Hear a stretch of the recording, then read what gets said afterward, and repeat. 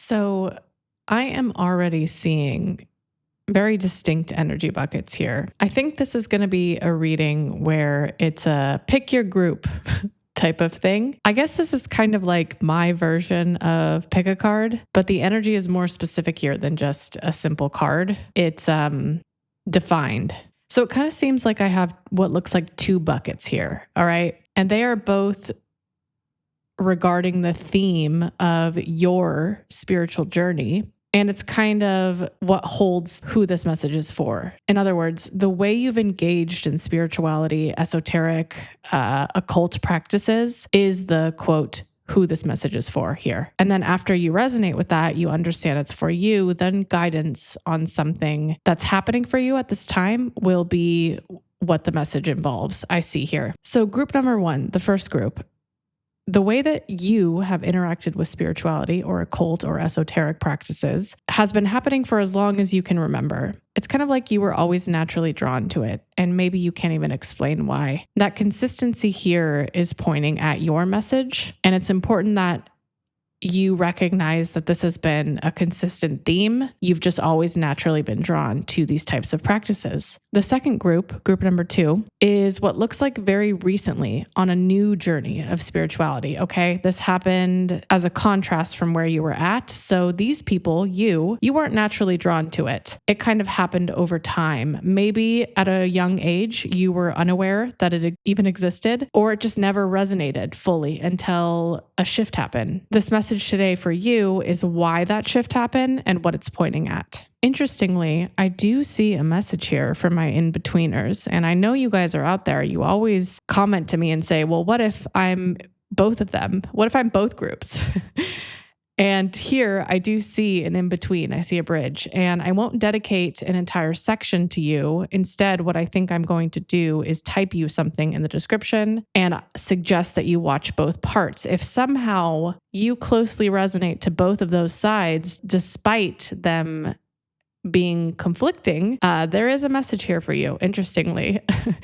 I don't know how you could resonate with both of these sides here, but Spirit is showing me that there are a few who will say, well, I kind of feel both of them. And yes, watch both parts and I will type something for you.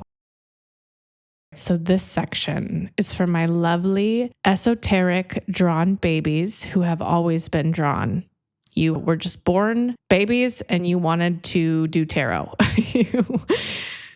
I'm joking, of course, but you've always naturally been drawn to this work. You've always naturally been drawn and you don't know why. You maybe have speculation. You maybe have gotten messages in the past that have told you why. This one might conflict with those messages, but use your discernment, of course. There's a lot here in particular, since you have such a long history, a long experience with this type of work and this practice. First, you may already know this or you may not.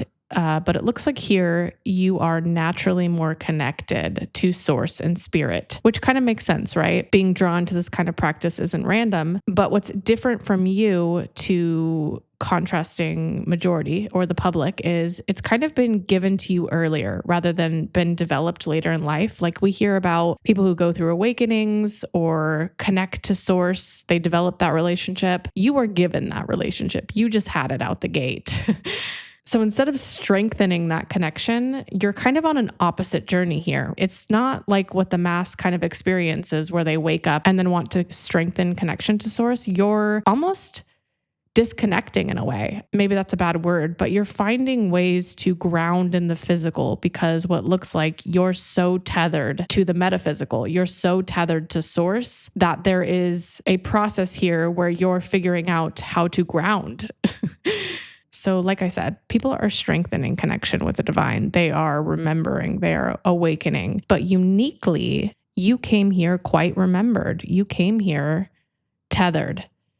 And with this stronger signal, that's why this work has felt so familiar to you. That's why it's been so appealing. That's why you've been drawn to it. It was not random. It was very intentional. Now, there is a lot of art visual symmetry coming through here for you. You could be naturally gifted at art or visual aesthetics, music, those kind of creative processes. There's just this ability to see through things with a different lens, with an abstract lens. Creation comes naturally to you, whether visually, sound based. There's just something here. You can organize pieces into symmetry that others can't even see. It's a natural ability. There's a lot of messages here about art or this artist lens you have, okay? But since you're so connected to art, since you're so connected to this creative process, it serves an important purpose with your time here in what I mentioned earlier. Like, since you're not necessarily strengthening your signal to source, divine, the metaphysical, what's actually happening here is you're finding a balance between this strong tether that you have and then the ground here in the physical. So you're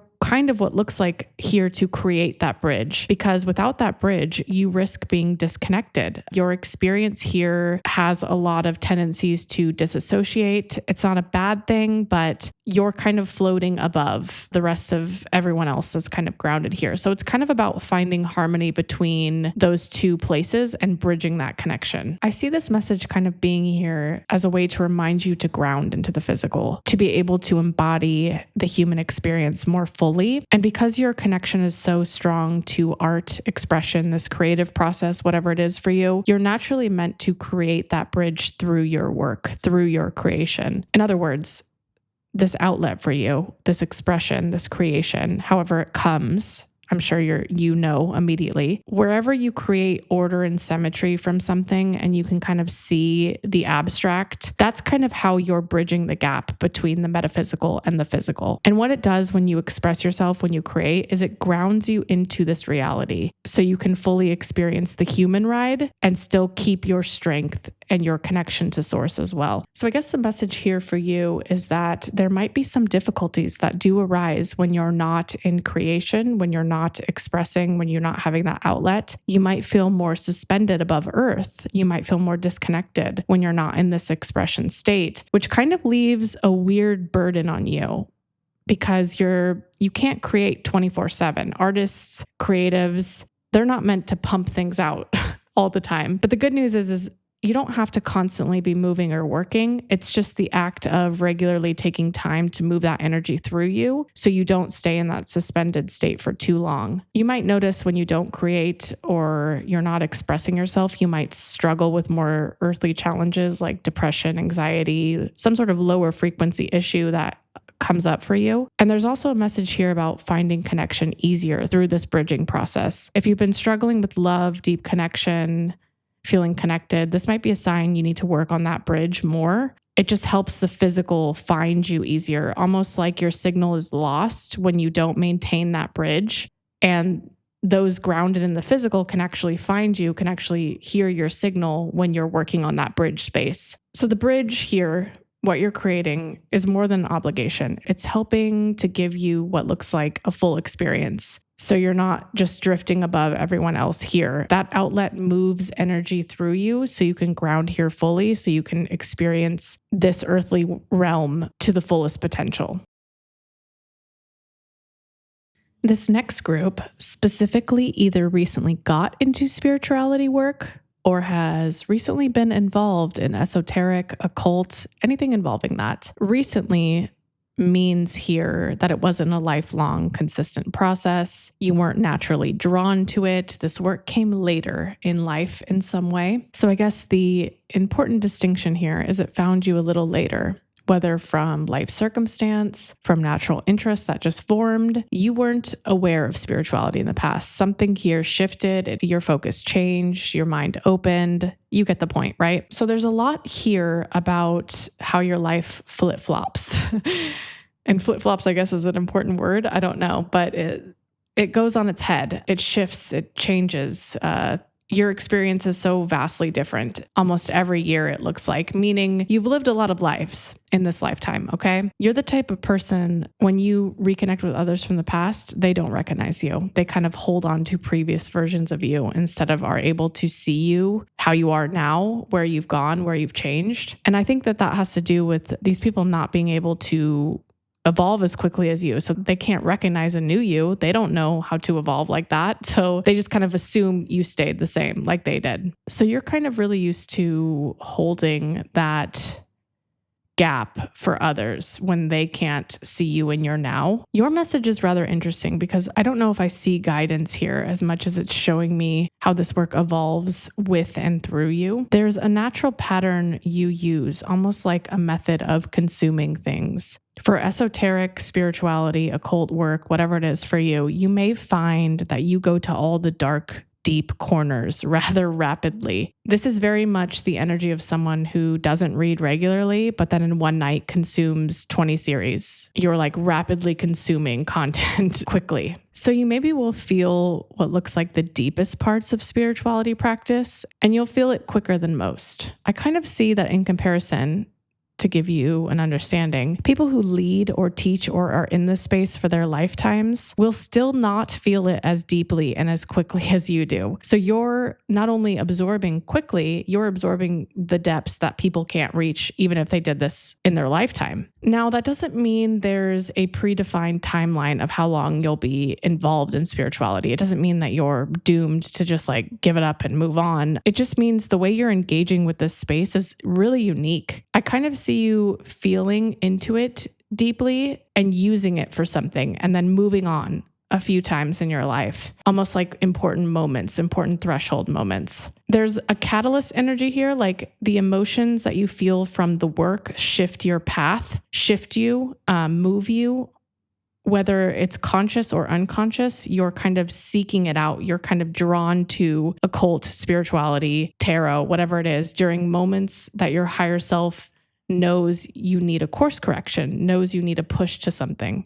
So that could be a pattern you've noticed. When things need to move, you gravitate towards what looks like emotional resonance of spirituality practices. But what happens is you burn out or you'll get fatigued from those spaces because of how deep you're exploring them, because of how much emotion is being taken, evoked from you. So you'll probably notice, maybe you'll notice, maybe you won't, that you'll need spirituality breaks or pauses because of how deep you go. And it's not because of anything wrong. It's that you're using this as a tool. You're using it to move yourself in some way. And so it feels much heavier, much deeper because you're doing it intentionally. Your higher self is doing it intentionally to move you physically. But as a result, even if you're doing it purposefully, what's going to happen is you'll need breaks throughout your life. And so not everyone, I hope I made this clear, uses it as a tool to move themselves, uses it as a catalyst, but I see you clearly using it that way, utilizing it. So you're going to feel fatigued. Your guidance and direction is going to exhaust you. What that's kind of showing you through that exhaustion, through that fatigue, is that you've already done the work. You've already moved, whether it's shown up in the physical or not. The pause is now needed once you feel that exhaustion. That's kind of like your signal is like, okay, you did the emotional work, you moved, even if it's not showing up in the physical. Now you take a break, you take a pause. And so it's very cool that you're using this in this way. You're kind of like utilizing it as a tool. And that's kind of why you're developing so rapidly. Is not everyone, again, uses the depths of spirituality to move themselves, but you've kind of found a way to do it. It won't always be like this. It feels important I tell you this. You're not destined to be evolving and exhausted forever, experiencing these highs and lows. There's just a lot of karma and soul lessons being worked through. And so it kind of feels heavier and deeper as you work through those depths. But the fact that you're able to utilize tarot, occult, esoteric in this way is like you're moving yourself much quicker than you understand. And you're doing it purposefully, or at least your higher self is. So the exhaustion won't be permanent. You're not meant to be in a perpetual state of highs and lows like this. It's doing something productive. So I guess your message here is there's a connection between the deep spirituality resonance that you feel and timeline shifts for you. You may find that when you're drawn to occult, esoteric spirituality learnings, it's a signal you're moving through something. You're changing rapidly, even if it's not showing up in the physical. But once that fatigue or that burnout happens, that's where you're meant to pause. That's where you're meant to rest. And so there's signals to critical harmony and balance with how quickly you're moving. You don't always need to be moving. And it can feel like you might feel like you need to because you're so used to evolving, but there's a lot of rest and ease ahead of you where these pauses are going to get longer. This burnout is going to happen more frequently. And that is good because it's showing you you're not evolving anymore. You've reached those places. And so the hardest part now is taking the fatigue at face value and enjoying and relaxing instead of working towards the next step, like you're maybe inclined to. This next section is Salt Talks. And for those of you who are new here, let me introduce before you decide to click away. Obviously, it's not part of the reading, but it is important if you allow it to be. I protect the space here, which means I respond to the majority and not a few here and there. So this is kind of a space where I comment back to you in a way that doesn't create outliers in the energy read. Feel free to listen if you're interested in some silliness, some learning more about me, or just having your questions answered and learning a little bit more about your collective soul family here. This is where you get kind of those things answered. And I usually leave the topics in the chapters. So you can always check out the topics to see if it's interesting to you before deciding if you want to watch. But that's coming up next. Welcome to episode 17. Jumping right into it, because I'm already looking at my notes. There seems to be things I get a lot here and things I have to address, readdress.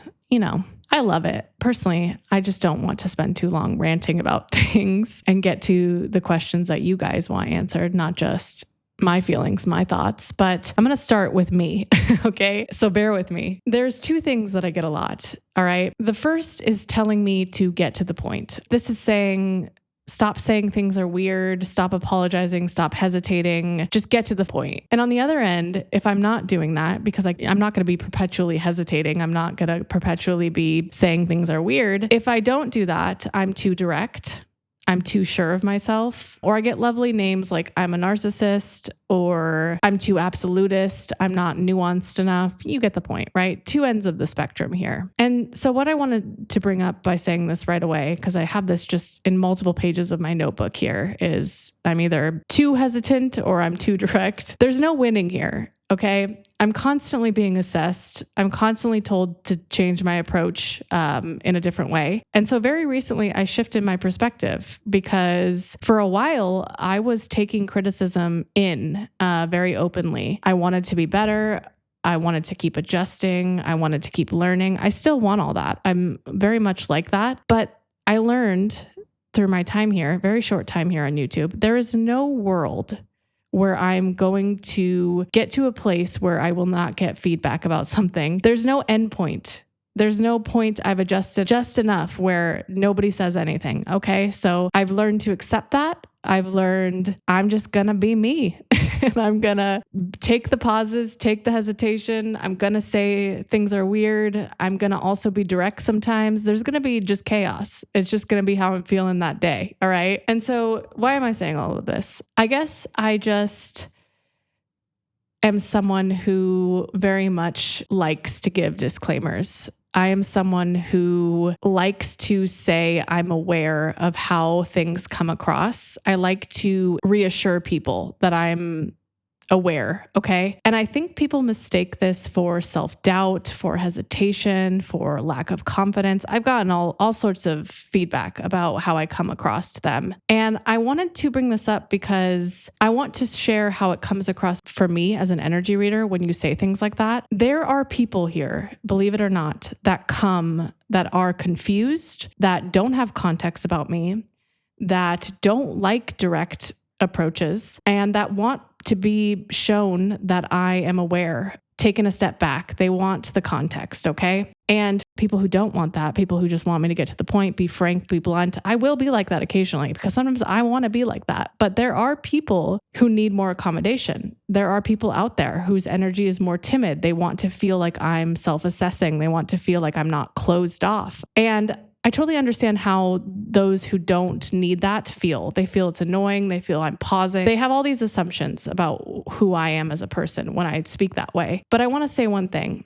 I keep dialogue open occasionally to show, to illustrate, to demonstrate I am aware of how I sound. I do this because some people need it. They don't have to say they need it. I feel that they need it. And if it irritates you, I think there might be a place here where opening your mind to what other people need is important. It's not just a message for just you, it's a collective reading. Some people don't take to harshness, and I'm not always someone who's harsh. I'm definitely someone who's everywhere. There's duality here with me. I'm not just a blunt, direct reader, end of story. I'm all across the board at all spectrums for whatever is needed for me in the collective. And so when I hesitate, when I give commentary, when I say things are weird, be prepared. I'm not doing that because I'm self-conscious. I'm not doing that because I'm not confident. I'm doing that for my collective. So it's not a weakness. I'm not timid. There's an assortment of people who visit here that need an assortment of things. And I just really wanted to get on a soapbox today and address this, even though it's not going to change. It's probably going to stay like this. I'm probably going to be inconsistent. You're probably not going to know if I'm a direct reader or if I'm a timid, shy, over-explaining reader. You're never going to know. I'm always going to keep you on your toes. Okay, I'm off my soapbox now. Thank you for listening. Now to you all, to your questions, not just me and my feelings. There's something that I think relates to this message that I thought about while I was channeling, but also it relates to a particular question I get a lot. It's directly, it's indirectly. It addresses spiritual burnout. It addresses what I pick up on a lot from you guys. So I just want to be clear that everyone is susceptible to spiritual burnout, not just a group or a specific person. And it's very heavy in the collective energy at times, whether you directly say, hey, Salt, how do I stop myself from getting burnt out? Or I just feel it in your comment that is unrelated to burnout, okay? There's a growing number of you who are very tired of being told something is coming and it not showing up yet. This is not so much about the thing you're desiring and being impatient about it. It's about how you have too many inputs surrounding you that's keeping you in this perpetual anticipation state. Things are going to come with or without you anticipating them, with or without you expecting them. And what's happening is when you have empathetic abilities, or you're more sensitive, or you're more aware, you're more intuitive, all these gifts that my collective has, is you're picking up on what's coming, right? And you're feeling into that. But the more you do that, the less tolerance you have to guidance and messaging, because you're at your capacity, you're full, you're at your max. And so what I see or I feel a lot is just a growing impatience, a growing distrust of guidance, of messages about hope. When you get to that burnout space, you don't have room for anything else. You're already perpetually anticipating. And so I get a lot of, I'm tired of working. I just want the reward. Stop telling me things are coming. I get it. I feel where you are. These are all signs of spiritual burnout. You are in an anticipation state much longer than your physical body can tolerate being on edge. Your emotions, your spiritual side could be in an anticipation state forever, but your physical body is going to reach its toll at a certain point. So my advice for those who are experiencing intolerance to messages, feeling like a carrot is being dangled in front of them, feeling discouraged, whatever the bad emotion is you need to take a step down from suspension, from anticipation, meaning removing the feeling of anticipating something is coming from your body, because it is going to come with or without you anticipating it, with or without you expecting it. You're feeling into the future too much, and you're not being present enough into the now. And it's not natural for your body to stay that way. And so it's going to lead to feelings of disappointment, exhaustion, irritability. You're going to be irritated with me. And so I get a lot of people, here's what I get: seeking guidance and needing it, but then being irritated when they're not getting out of the anticipation state. They're not feeling that relief of getting off the edge. And really, it's not about the messages. It's not about the thing coming. It's that you're perpetually in a spiritual anticipation state that you need to step down from for a second and take a break. So the way to get out of this suspension state, the way to stop burnout, is ground yourself. Ground yourself into the now, not into the future. Even if you hate where you're at right now, find joy in something. Reset that state so you're not feeling exhausted, tired, irritated when you're listening to this guidance or these messages. Pay attention to those signs. Pay attention to the negative reactions you have when you hear messages. That is a sign of burnout. That is a sign of you're stuck in anticipation for too long. You need to ground in the present, in the now. I hope that helps. But I just needed to talk about it a little bit because it's coming up even more than it was in this previous year. This new year is having a lot of spiritual burnout, and there's a lot of people in the collective unconscious of it. So I just wanted to address it. Even I get spiritual burnout. Everybody is susceptible to this. This is an everybody problem. For those of you who are new here, hello, hi, how was your experience? Thank you for sticking it out. I'm happy to kind of fill you in with how the energy exchange works here because it's a little bit unique, okay? I kind of protect the energy here to extreme measures, so I respond to majority energy, not outlier energy. So these talks are meant to kind of comment back to you or comment back to the main energy nudges I get. And in order to keep readings detailed, I have to kind of work around these lengths. So it helps me to send any communication that you feel comfortable with, comments, emails, whatever you can to send your energy to me. It doesn't need to be you writing out your whole story. Sometimes I get emojis, I get really simple things. It's just an energy nudge. I'm just picking up and feeling you where you're at right now so I can get the messages out in a timely manner for you. So keep nudging me, keep sending me your energy. Remember that it's not prioritizing some over others. It is working on divine timing. Whoever needs the message, it's going out to them. I love you guys so much. Cheers, friends.